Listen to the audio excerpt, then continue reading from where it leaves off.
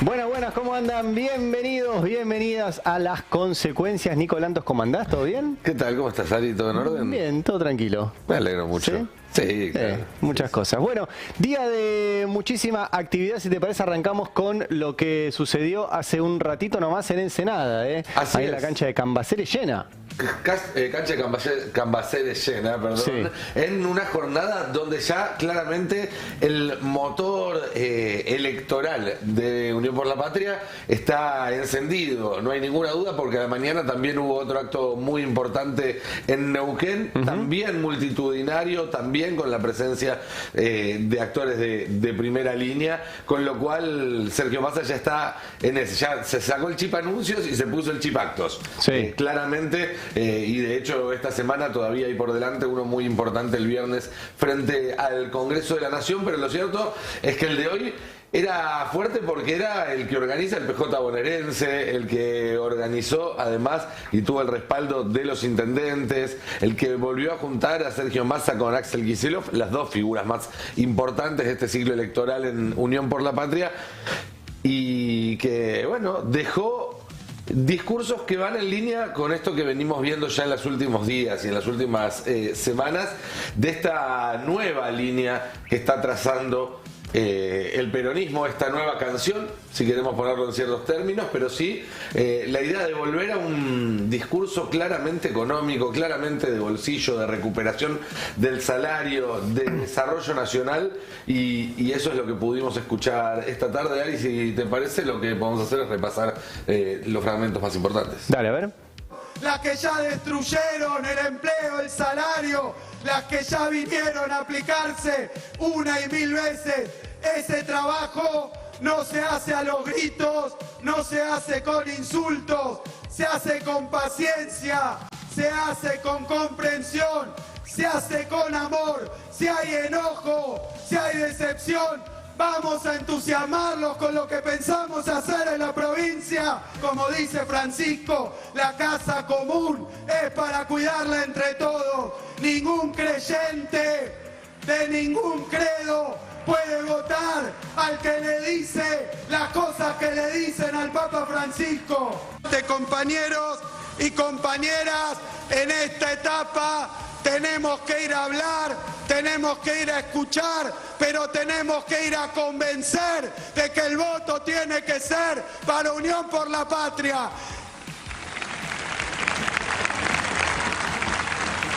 Ustedes saben que esta es una elección decisiva, es una elección donde nos jugamos los derechos de nuestro pueblo y el futuro de nuestra patria.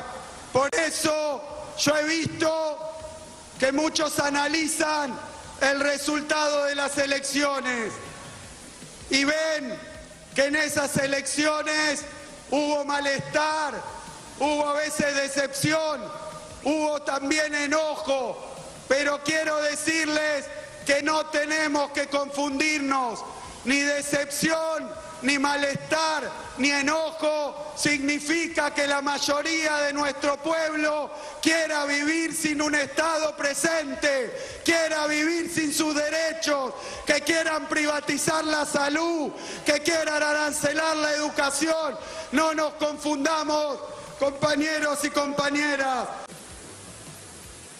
Y les vengo a decir gracias por la paciencia, por el respaldo, por el acompañamiento, pero sobre todas las cosas les vengo a agradecer porque hace 60 días que cada uno de ustedes, con el orgullo herido, con la pasión de saber qué país representamos, con la convicción de saber qué país queremos, agarró su bastón de mariscal, salió casa por casa, barrio por barrio y empezó de abajo hacia arriba a ponernos en esta realidad, con lo cual hoy podemos decir con orgullo y tranquilidad que gracias al esfuerzo de cada uno de ustedes. Estamos dando vuelta a la historia. Estamos empezando a construir el camino del triunfo para el 22 de octubre. Bien, ahí estaban, Axel Kicillof y Sergio Massa. En el escenario también estaba Mario Seco, el dueño de casa. Que también habló antes que ellos. Ah, bien, no, Sí. no lo llegué a escuchar. Y esto que vos decías, Massa en modo campaña. No para. No para. No para un segundo. Así que bueno, se vienen más actos seguramente. Ahora ya estamos en veda. Recuerden que a partir de hoy no se pueden hacer anuncios que tengan que ver con... Actos de gobierno tendientes a la captación del voto. Esa Claro. es la definición legal.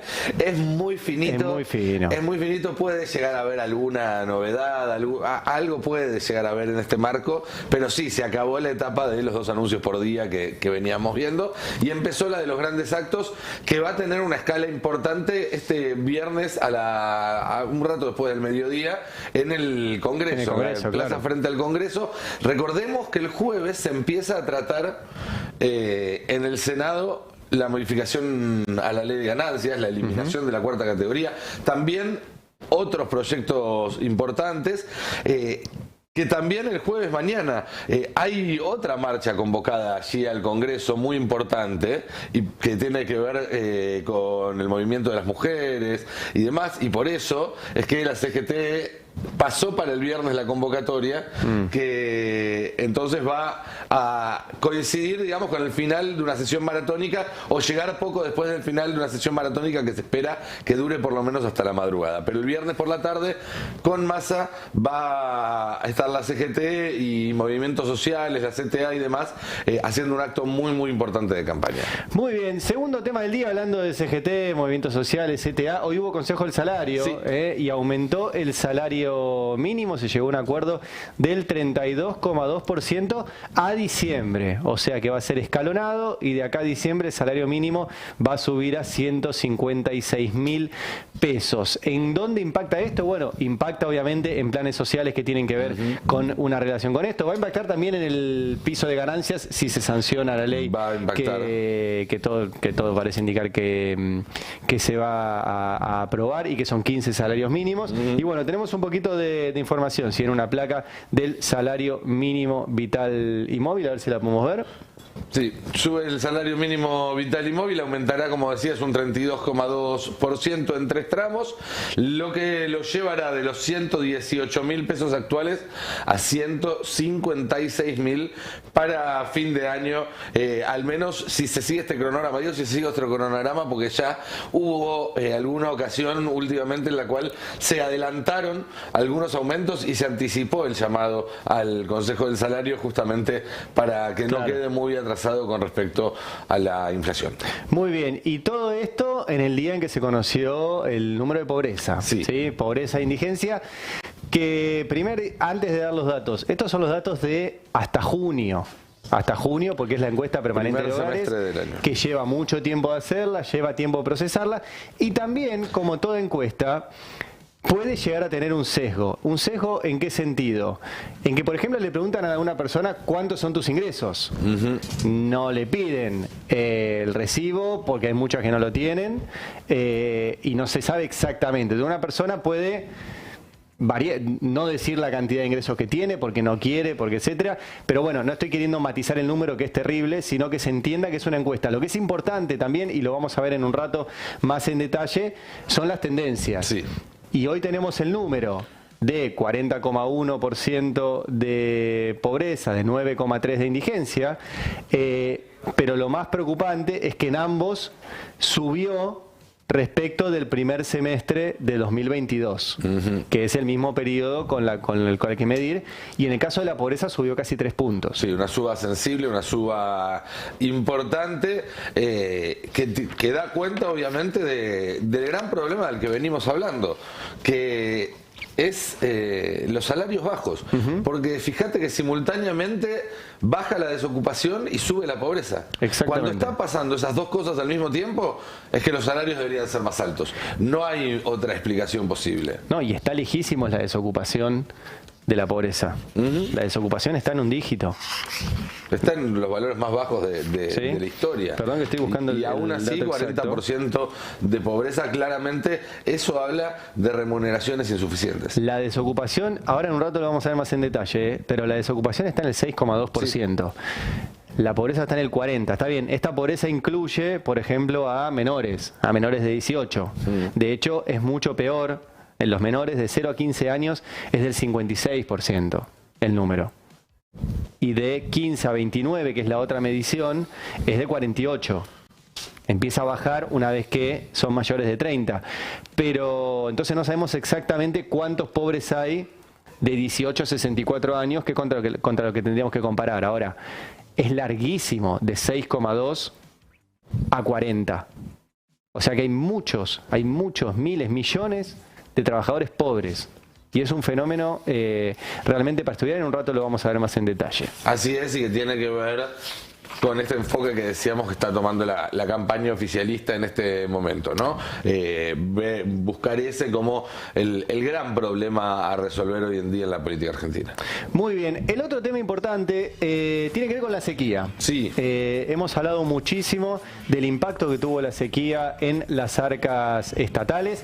Se calcula que más de 20.000 millones de dólares dejó de recaudar el Estado en exportaciones por la baja de producción agropecuaria, producto de la sequía más importante en décadas.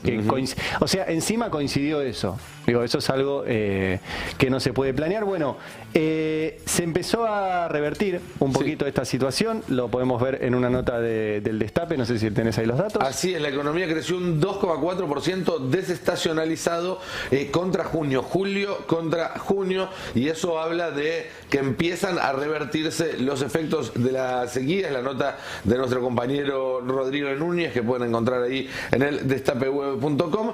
Este crecimiento de 2,4% de julio contra junio en realidad implica una caída de 1,3% con respecto a un año atrás, julio contra julio del 22, que es mucho menor que el 4,7% de caída interanual del mes anterior. Esto es lo que da cuenta de que los motores están volviendo a ponerse en marcha, al igual que el dato de la ocupación, porque el dato de la ocupación también tuvo una caída a causa de la sequía, y luego retomó en los últimos meses el camino a la baja de la desocupación, que lo llevó a ese 6,2% histórico. Buena noticia esta. Buena noticia, un alivio sobre todo a sectores que dependen mucho de la actividad del agro, porque recordemos que en la Argentina el agro no son solamente los dueños de los campos de millones de hectáreas, Cargill y demás, también son muchísimas economías secundarias que dependen de esa producción y que está volviendo a ponerse en marcha. Eso es una buena noticia. Muy bien, breve tanda y ahora analizamos en detalle qué es lo que informó hoy el INDEC de pobreza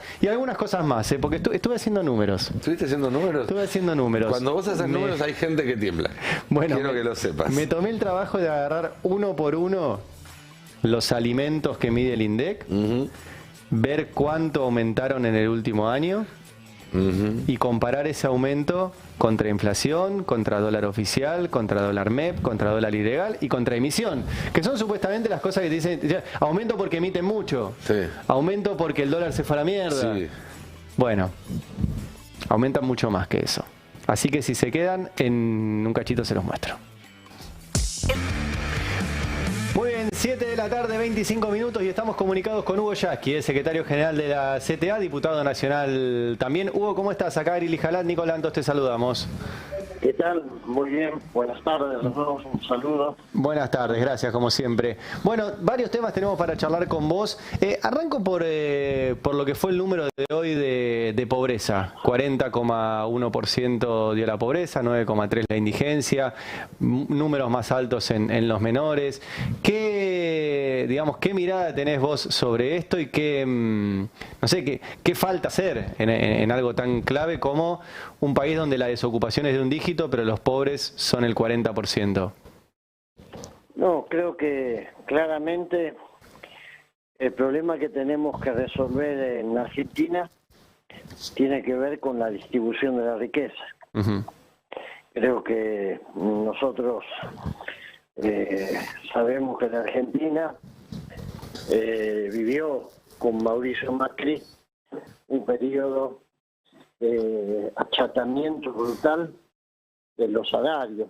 Esa famosa frase de Guerra que era hay que reducir el costo laboral, realmente la llevó a la práctica. En el periodo de Macri, los salarios del sector privado perdieron 22 puntos, el salario mínimo vital y móvil 30, el sector público 27, son cifras brutales que hablan a las claras de que aquel fue un gobierno de los ricos para los ricos. ¿Y cómo se expresó? De la forma más brutal que se expresa un gobierno cuando favorece a los sectores dominantes, que es con la transferencia de las rentas de los que menos tienen a los que más tienen. Eso fue Macri. Y lamentablemente cuando asumió Alberto Fernández, la pobreza era la principal promesa, terminar con ella.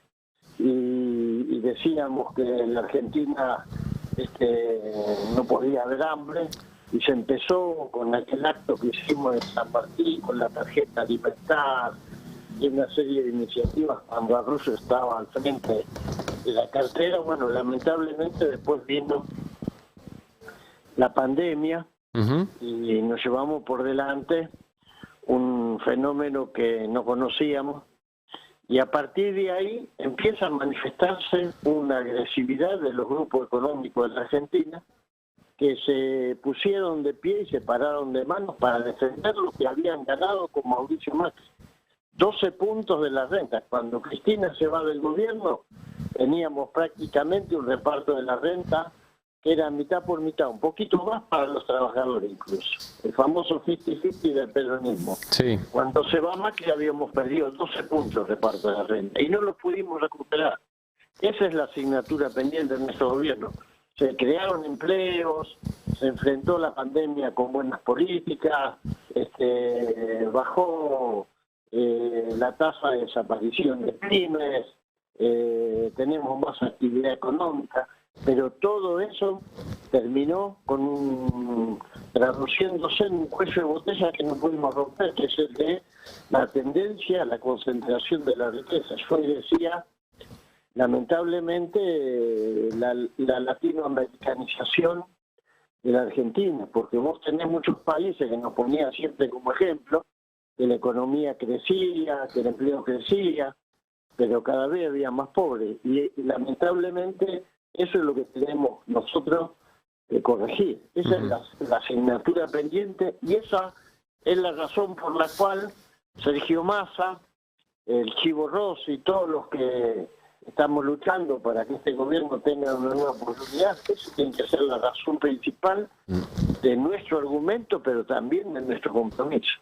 Hugo, ¿cómo estás? Nicolanto te saluda. ¿Cómo estás? ¿Considerás que las medidas que ha tomado Sergio Massa en las últimas semanas van en la dirección correcta para ahora sí poder empezar a desandar ese camino y empezar a revalorizar el trabajo de los argentinos? Yo creo que sí, creo que estoy convencido, van en la dirección correcta. Y si uno tuviera que decir, bueno, a ver, ¿cuál es la prueba del ácido para saber que vamos en la dirección correcta? Y es la reacción del FMI. El FMI dice, no, esto no se puede hacer. Ustedes no están cumpliendo los compromisos con el FMI. Los salarios del empleado público tienen que bajar en estos próximos 3 meses. No se puede seguir repartiendo dinero, no se puede votar a favor de la moratoria jubilatoria, no se puede terminar con el impuesto sobre los salarios. Estamos tomando medidas en el sentido correcto y hay que persistir en eso. Por eso estamos teniendo el ataque permanente de los grandes grupos del poder interno. Esta turbulencia del dólar, que todos dicen, bueno, los mercados están nerviosos porque no saben quién puede ganar. No, mentira. ¿Quieren que gane Milei o quieren que gane Bullrich? Y están haciendo esto para que eso suceda. Porque si vos vas a los barrios, el primer sopapo que recibimos todos los que nos llamamos Unión por la Patria es la inflación. Y la inflación la generan ellos, no solamente para ganar dinero. Ellos saben que la inflación es el talón de Aquiles de un gobierno popular. Ellos saben que nos ponen contra las cuerdas y bueno, estamos enfrentando esos poderosos intereses de adentro y de afuera, porque caminan en tándem. Y Los no de le falta, FMI con los de acá. Hugo, no le falta ahí control, digo, por ejemplo, sobre las alimenticias, pienso en los sectores básicos, más control sobre las alimenticias, más control sobre los supermercados. Yo creo que sí, pero eso solamente lo puede hacer un gobierno que esté parado, viste, como un boxeador, sobre dos piernas llenas de músculos y que tenga espalda. No lo ves ahora, sí. Claro, nosotros hoy lo que podemos hacer es aquello que sí, aunque nos lo quieran impedir, lo podemos hacer porque tenemos los resortes. Podemos distribuir parte de la renta para recuperar los salarios o los ingresos, salarios, jubilaciones, planes. Eso lo podemos hacer, nadie nos puede parar. Ahí podemos usar la lapicera, como dice Cristina. Ahora, lamentablemente, contra el otro poder, si no tenés realmente una base política sólida, si no tenés la posibilidad de decirle, señores, yo voy a gobernar acá, a partir de ahora, son 4 años más que tengo. Así que agárrense porque vamos a hablar de otra manera. A partir de ahora son capaz 3 meses más que tenemos. Entonces, los tipos te escupen en la cara. Claro, con el poder que tienen. Claro. ¿Qué te pareció, Hugo? Te llevo a otro tema, pero que también estás involucrado, que es el debate sobre la reducción de la jornada laboral. Las primeras presentaciones del sector empresario, sobre todo uno que envió la UIA, no sé si es el único que va a enviar la UIA, pero sí, que dijo, ¿para qué quieren menos horas? ¿Qué van a hacer afuera del trabajo? Pero bueno, imagino que no es el más serio. Pero ¿qué pensás de las primeras horas de la discusión? No, él tiene un cargo importante en la UIA, la UIA. Es el jefe de, creo que, de relaciones laborales. Sí, política social. Política social. Política social. La verdad, yo le agradezco esa sinceridad que tuvo el representante de la UIA, porque cuando uno convoca esta reunión informativa es para eso, para conocer realmente lo que piensan, porque si no a veces vos te encontrás con políticas que no podés llevar adelante, que te traban y no sabés dónde las traban y por qué las traban, porque ellos tienen un brazo largo, ¿viste? Muy largo el brazo de los grupos de poder en la Argentina, poder económico, pero que lo exterioricen de una manera tan pedagógica, tan para que la gente entienda de qué estamos hablando, a mí me parece muy bueno. Sí, es una forma. Quedan expuestos. Tan expuestos, claro. Tan expuestos, tan desnudos. Ahí está. Eso es lo que ellos piensan. Han acumulado productividad, como les dijo la ministra de Trabajo, en los últimos 50 años. Han duplicado la productividad. Sí. Han acumulado renta. Y cuando vos decís, bueno, vamos a reducir la jornada laboral, te dicen, no, pero ¿qué piensan hacer? ¿A qué quieren reducir? Yo les decía, lo vi en una serie, en un streaming, pero termina con una frase que me dejó mucho tiempo pensando. Estábamos en ese momento discutiendo la reducción de la jornada laboral. La frase es, la vida es aquello que sucede mientras estamos ocupados haciendo otras cosas. Y cuenta la historia de un tipo que cada vez repite siempre el mismo día, pero con menos cosas vividas, y el tipo cada tanto, ese día es el día que no está trabajando, pero cada vez se le hace más corto. Acá tenemos que reducir la jornada laboral, además, porque el hombre y la mujer están ausentes del hogar. Después nos horrorizamos con los narcos, con los jóvenes que no sabemos hacia dónde van o de dónde vienen. Después nos hacemos preguntas y las señalamos con el dedo inquisidor a los sistemas educativos. ¿Por qué las escuelas? No, vos necesitas los adultos educando adentro de la casa. Ese es un tramo de la educación que no lo resuelve ni lo suple la escuela.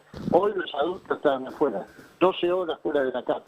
Y este hombre dice, ¿para qué tienen el tiempo? Bueno, para eso, para poder construir desde la familia una sociedad mejor. Clarísimo. Hugo, este viernes están convocando junto a la CGT, movimientos sociales y otros sectores a un acto al Congreso en apoyo a la candidatura de Sergio Massa y Agustín Rossi. Entiendo que también tiene que ver con que se va a estar tratando horas antes el proyecto de eliminación de la cuarta categoría del impuesto a las ganancias Claro. en el Senado. ¿Convocan al acto porque ya saben que va a ser exitosa esa sesión? ¿Tienen esos números? ¿O van, es un acto de fe y van pase lo que pase? No, tenemos, no te digo la certeza absoluta porque nunca sabes, pero digamos, tenemos casi la seguridad de que contamos con los números, de que se va a aprobar. Lo íbamos a hacer el mismo día, pero es muy probable que esa votación sea muy tarde y no podemos tener la gente esperando a ver en qué momento votan. Entonces dijimos, bueno, lo convocamos al día siguiente. Y es una forma de distribuir la riqueza.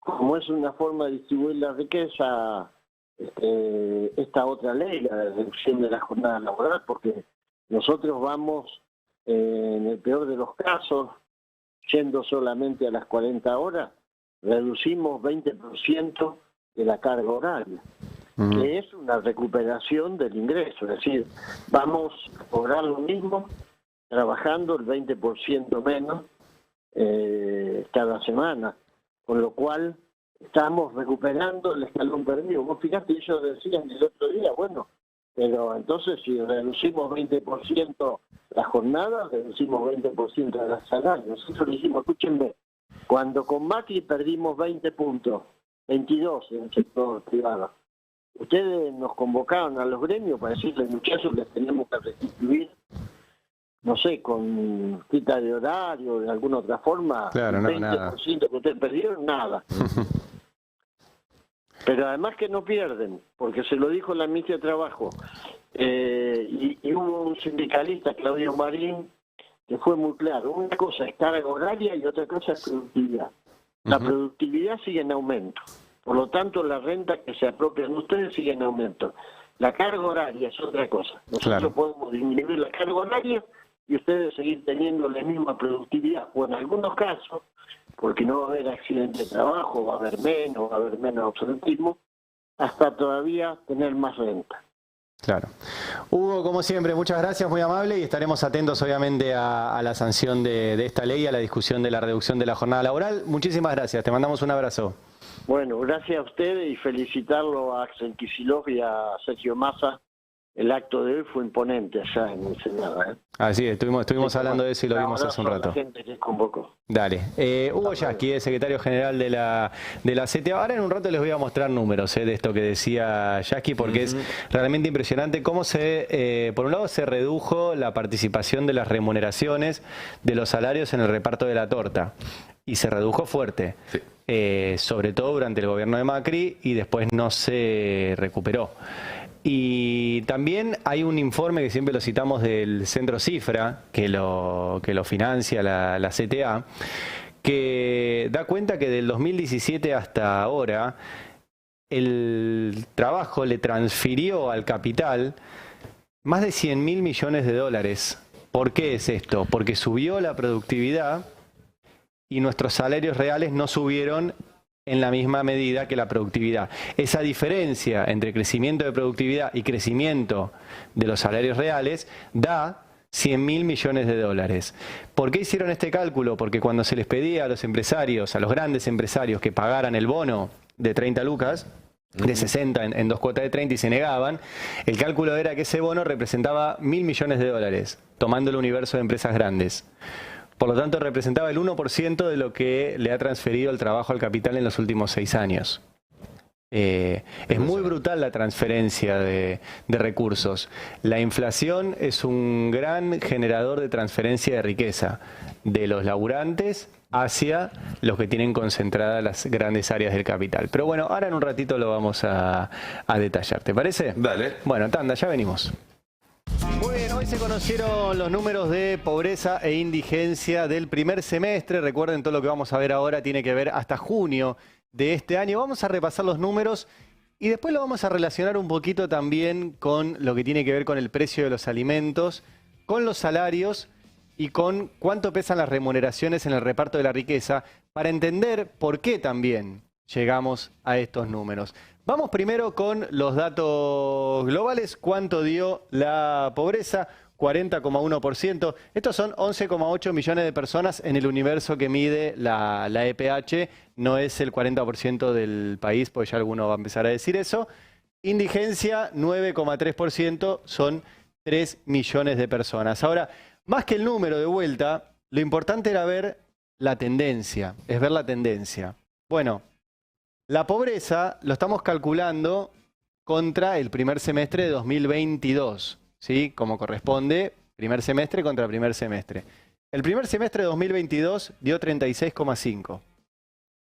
Subió a 40,1. O sea, subió 3,5 puntos, un poquito más. Un 10% de aumento prácticamente. Digamos, del universo del 36,5%, un 10% más. Un 10%, tremendo. Y la indigencia también subió del 8,8 al 9,3, en este caso menos, de vuelta comparando primer semestre de 2022 y 2023. Segunda placa de algunos datos globales que tienen que ver con por edad. Este también es un dato fuerte, importante, porque da 56,2 para menores de 15 años, 46,8 en personas de 15 a 29. Y hago una salvedad acá. Se mide 15 a 19 porque así lo mide el INDEC, ¿sí? Pero acá hay un número mucho más fuerte también, que es el de mujeres menores de 30 años. Que es mucho más alto siempre históricamente por, en otras cosas, la disparidad que tienen en términos salariales y en términos de acceso al primer trabajo. 35,4, acá empieza a bajar de 30 a 64, que en población económicamente activa y de mayor capacidad o con más experiencia laboral. 13,2 en mayores de 65 es el dato.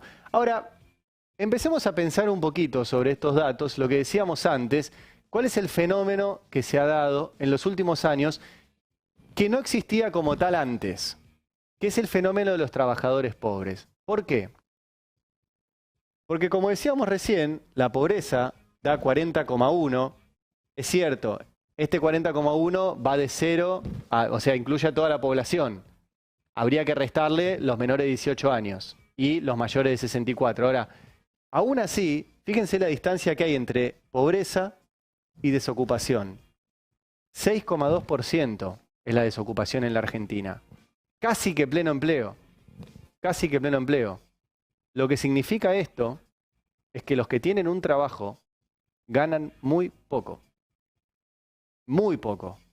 Y que hay una diferencia abismal de 30 puntos de trabajadores pobres. De gente que va, que labura, que cumple un horario, esté registrada o no esté registrada, y no llega a cubrir la canasta básica total que te marca la línea de pobreza, que acá, y ahora en un ratito lo vamos a ver, todavía era de 200 lucas. No, ese es otro gráfico, pero después ahora se los pido. Todavía era de 200 lucas. Ya eso subió. Y tenemos el agosto en el medio con una inflación récord general e inflación récord en alimentos. Y esta cuestión de los trabajadores pobres es importante ahora sí en el siguiente gráfico, que es un gráfico que hizo el CEPA, que distribuyó hoy, y para que lo entiendan. Esto es la relación entre la mediana de salarios neta. ¿Qué es la mediana de salarios? La mediana es los que están en el medio, no es el promedio de los salarios, es los que están en el medio. El salario, sí, sería, digamos, si uno pone a todos los trabajadores argentinos en una fila y busca cuál es el que quedó en la mitad de esa fila y le pregunta cuánto gana, ese sería la mediana. Exactamente. Esto es la relación entre ese del medio y para cuánto te alcanza de la canasta básica. ¿Para cuánto te alcanza? Y es muy interesante porque acá es el pico más alto, esto arranca en 2016. En 2018, y fíjense que no es casual porque 2018 es el año de la deuda con el FMI. Fue el punto más alto que te alcanzaba la mediana para el 112% de la canasta básica total. Todo esto es el gobierno de Macri, que es caída. ¿Sí? Hasta acá.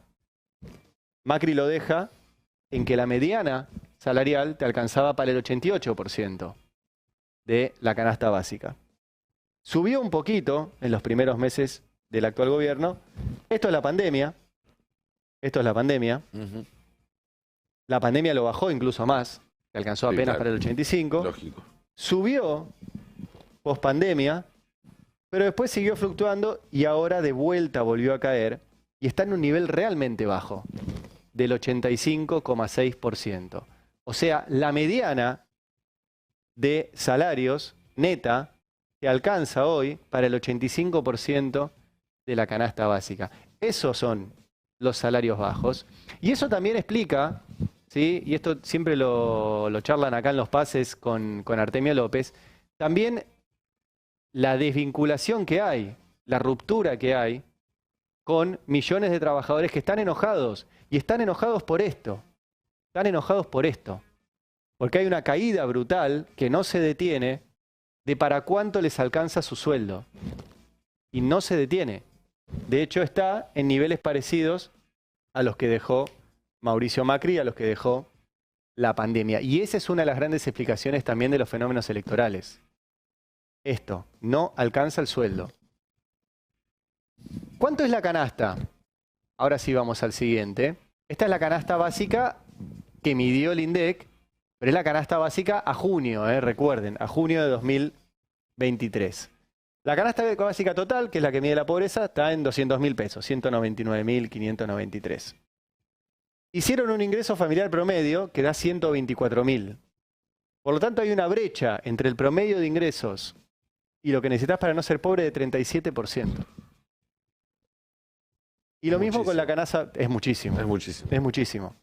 Y lo mismo con la canasta básica alimentaria. Esto es solo para no morirte. Canasta básica alimentaria es que necesitas para no morirte. 90 lucas. Recuerden, esto ya subió a 130. ¿Sí? Y esta subió a 280. La última que se midió. Ingreso familiar promedio, 59.000. Una brecha del 34%. El domingo... Ustedes saben que yo no leo Clarín, suelo leer los balances y todas esas cosas de Clarín, pero no leo el diario. Pero paseando, pasé por un kiosco de diario y estaba la tapa ahí. Y vi una tapa que les quiero compartir, porque tiene varias cosas interesantes. Es la tapa de este domingo. La tapa de Clarín del domingo, si la podemos ver, dice esto que estoy diciendo yo. Los salarios bajos llevan la pobreza récord, llevan la pobreza al récord en 20 años. A lo cual es para decirle suban los salarios. Si los salarios son los que llevan la pobreza al récord en 20 años, suban los salarios. Que es lo que les acabo de mostrar que no sube. Y algo que no está presente en los planes de gobierno de ninguno de los candidatos que apoya ese diario, digamos. No. Porque ni el plan de Bullrich, ni el plan de Milei tienen una sola línea respecto a cómo harían para que dejen los salarios. Al contrario, tanto la dolarización como esa cuestión bimonetaria que propone Bullrich, harían que los salarios caigan todavía más. Exactamente. Y es muy interesante esto, ni hablar de que, acá no sé si ven, el domingo dijeron que hoy iba a dar 40,1 y dio 40,1. Se ve que no sé. Bueno, suban los salarios.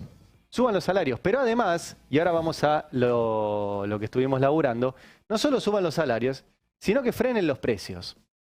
Yo hice una comparativa contra esto. La tabla que les voy a mostrar después está comparada con esto, que es de agosto del 2022 al 2023, la inflación fue del 124%. El dólar oficial subió un 151%, el dólar MEP subió un 136%, el dólar ilegal subió 153% y la emisión fue del 57%.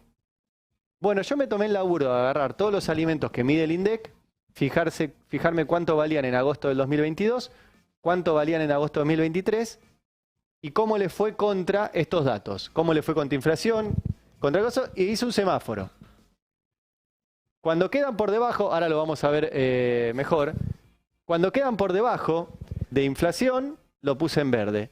Cuando queda Arriba, por poquito lo puse en amarillo. Cuando queda arriba por mucho, lo puse en rojo. Fíjense, por ejemplo, no sé si se llega a ver, si no se los leo. ¿Qué pasó con el arroz? El arroz. Si querés enfocarme a mí que se ve más el numerito. Arroz blanco simple. Arroz blanco simple. Aumentó interanual un 220%. 220% Respecto a un año atrás. respecto a un año atrás. O sea que estuvo 96% arriba de inflación. 69% arriba del dólar oficial, 84% arriba del dólar MEP, 67% arriba del dólar ilegal y 163% arriba de emisión. ¿Vieron que dicen que siempre la culpa es de la emisión?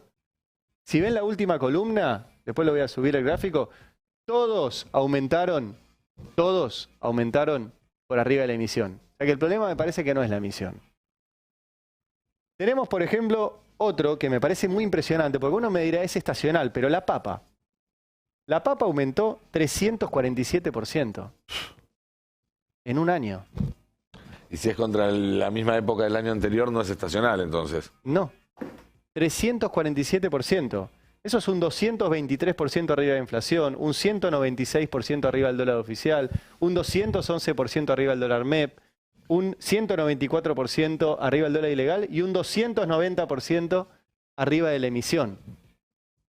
Y tenemos más ejemplos. Uno es el azúcar, que es tremendo. Azúcar, 274% aumentó. Yo estoy hablando de productos básicos, ¿eh? Arroz, papa y azúcar. Arroz, papa y azúcar. 274%. 150% arriba de inflación. 123% arriba del dólar oficial. 136% arriba del dólar MEP.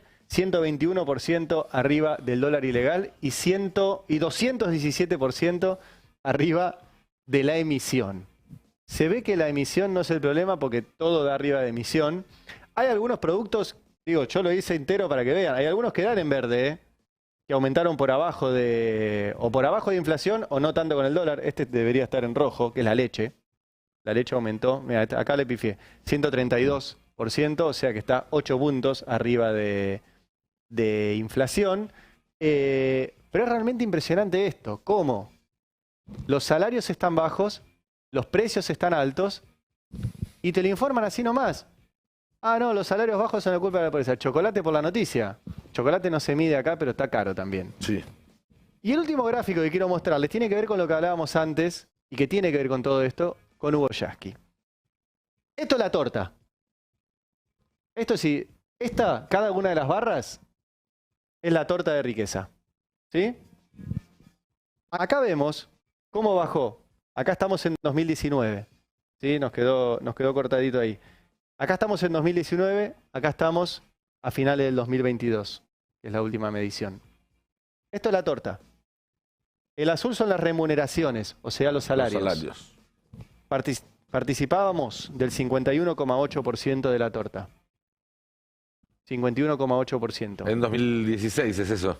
2019. 2016, perdón, 2016. Así lo agarró Macri. Sí. Así lo agarró Macri, ¿eh?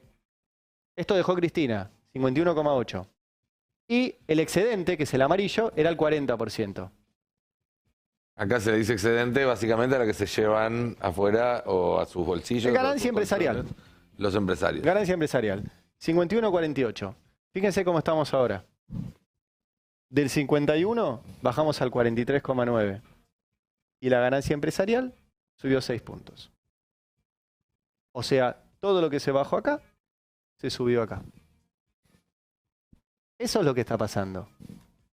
Hay más productividad, hay más ganancia, los salarios no aumentan al ritmo que tienen que aumentar y están desbocados los precios, desatados de cualquier número al cual quiere. No, yo aumento por inflación, aumentaste arriba de inflación. No, yo aumento por dólar oficial, aumentaste arriba del dólar oficial. No, emiten mucho, aumentaste arriba de la emisión. A lo mejor en realidad van sumando explique. todo eso, ¿no? Y aumentan todo eso juntos. Suman todo. O sea, no hay número que lo explique.